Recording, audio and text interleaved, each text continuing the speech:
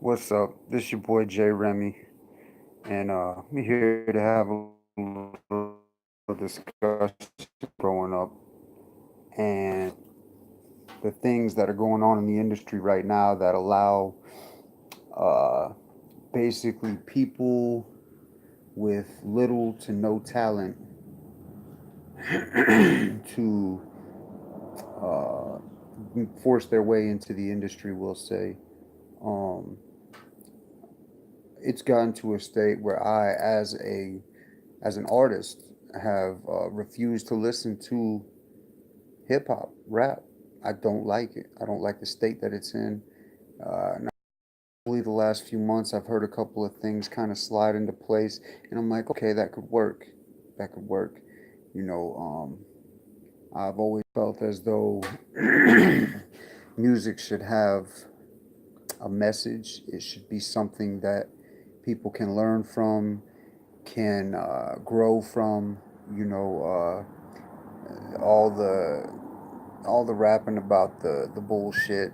Granted, if you've been through it, you've been through it. I mean, listen, I grew up doing the same shit a lot of other people did. I've been in and out of prison half my life. But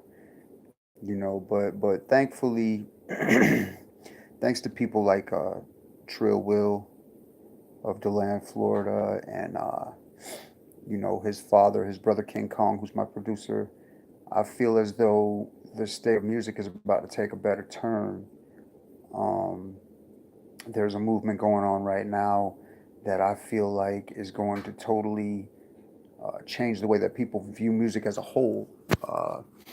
Reason being that, right now we've always been so stuck on genres and white and black and this and that, and none of that should have ever mattered because anyone who, like myself, is just passionate about music and passionate to and writing music and enjoying music and using music as an experience as opposed to as a means to encourage crime or other things like that.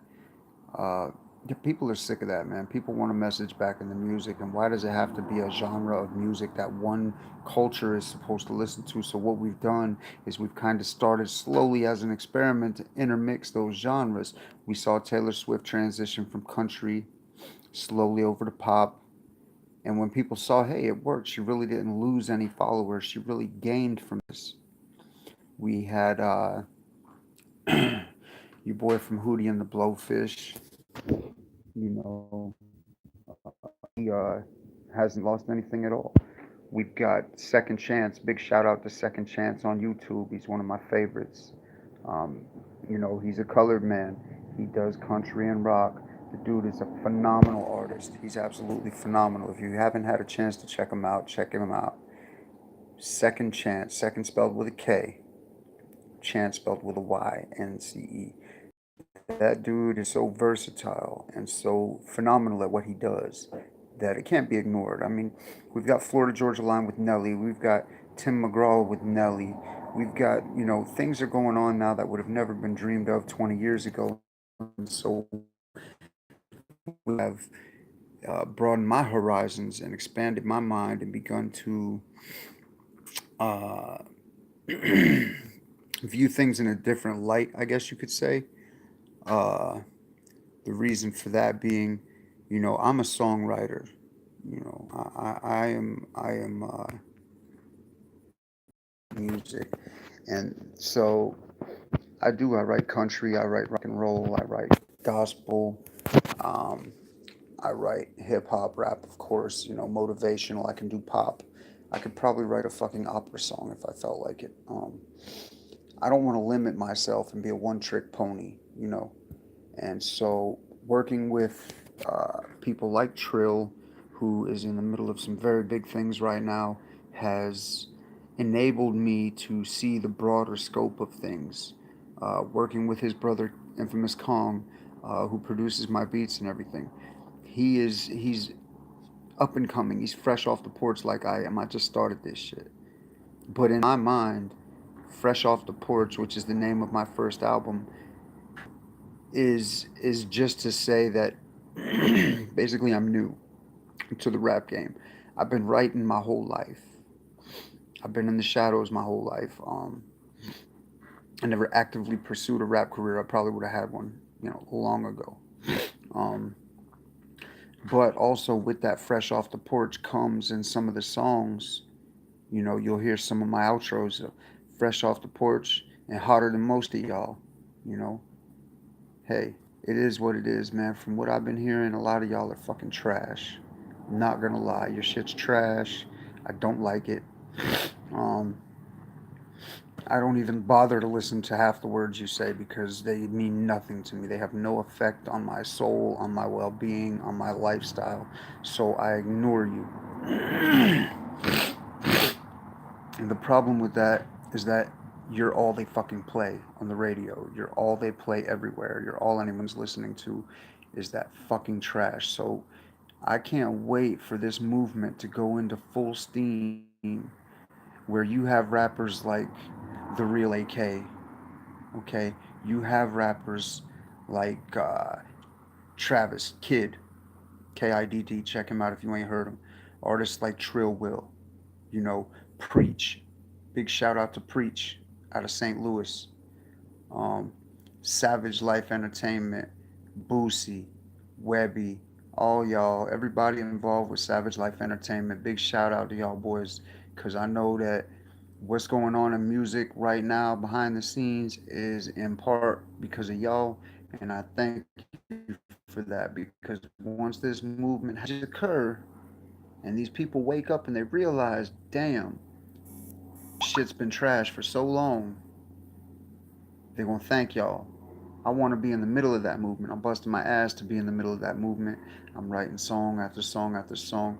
Me and Trill got collabo after collabo after collabo. You know, also going to take this chance to formally apologize to Trill Will, Infamous Kong,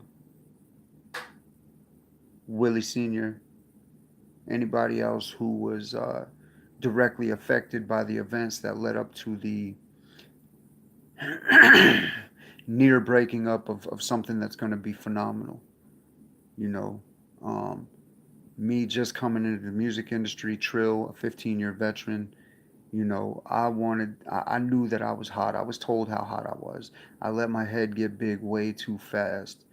And I was led to believe that it was something that I could do on my own, something that I could pursue on my own. And while I still firmly believe you don't never got to ride somebody's coattail to get where you're trying to go if you're good enough, but there's always going to be that one or two people who knows things you don't know, or people you don't know, or can teach you because they've been through those things. They know what's coming for you as a rookie in this game. And so they try to warn you, but when you get too big headed or you have someone close to you falsely lead you down a road that's going to destruct you, is going to cause beef between you and people you're close to, that is what happens in this industry. You're going to have snakes coming out of everywhere. So the trick is to keep your grass low, keep it super low, keep your friends to a minimum, your associates to a none. And just take it like that, because real, unsigned artist, man, right now, indie artist is pretty much blowing up. It's what's popping right now. Nobody wants contracts, man, because you got people in Hollywood trying to take a motherfucker's ass for some contracts right now. You got motherfuckers out there that that are just going to try to steer you wrong in every aspect. They're going to try to rip you off or get what they can out of you because they see a talent and a bright star shining. And so what they need to do is absorb that light from you and steal your light and put you in a dark place. And once you're in that dark place, they're going to return just a little bit of your light, just enough to make you feel like, damn, these people care about me because they're trying to get my light back. But in reality, what they're doing is they're bird feeding you. They're bird feeding your light to you. They're never going to let you shine really like you're supposed to because they're bird feeding your light. In the meantime, they gaining all the profits. That's what's going on behind the scenes. They gaining the profits, bird feeding you your light, and you can never shine like that, man. My goal ultimately is to shine as bright as possible because I made a promise to my mama one day, woman, you're going to be able to say you're proud of me one day. And it's going to happen. I promise you it's going to happen. Before I pass and leave this earth, It's going to happen for you. You're going to be able to say, you know what, my son was a good man and he did good things. And that's why since I've been out of prison the last couple of years, I've done, everything that I can do to try to organize charities and to help people. And I see, like the other day, to give you an example, little girl was in the dollar store, and she bought a bunch of items or whatever, and her change was in this little plastic, Tupperware thing. So the lady rings everything up, she pays for it, and she says, the little girl looks up at her and says, "Ma'am, you forgot to ring up this thing that my change is in."